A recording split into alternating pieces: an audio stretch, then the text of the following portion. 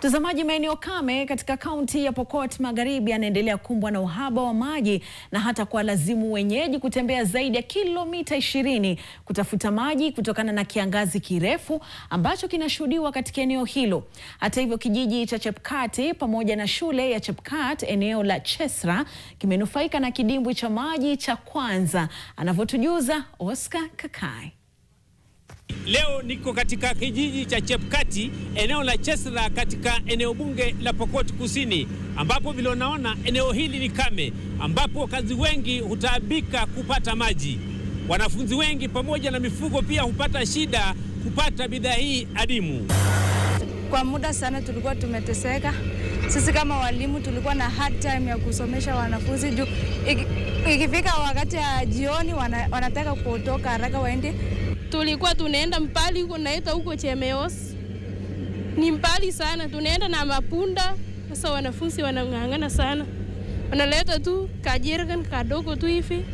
Alafu wanaleta shule kwa sababu ya ukame tu. Tunaenda mbali na watoto tu. Tangi ambalo liko nyuma yangu ni ambalo hutumika kwa kukusanya maji ya mvua ambayo hutumika wakati wa kiangazi. Vile vile walimu wa shule hii wananiambia kuwa ni nadra wao kuoga sababu ya uhaba wa maji. Upande wa sisi kama walimu ambao pengine tumetoka mbali, hatujakuwa na ile urahisi kuweza kukop katika environment hii kwa sababu ya maji.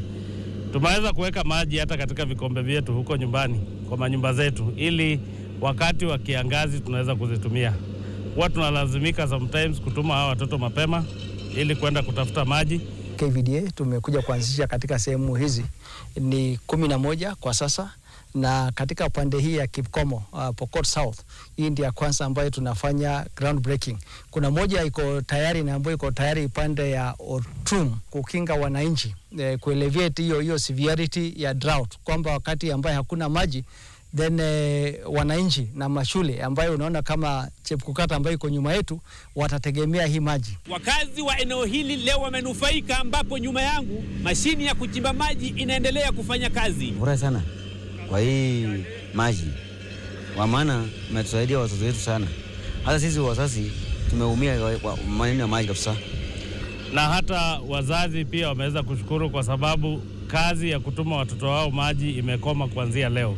This community at times have been moving to Uganda with their animals during dry season. And now that we have water, they will no longer move. Learners will have ample time to be in class and read.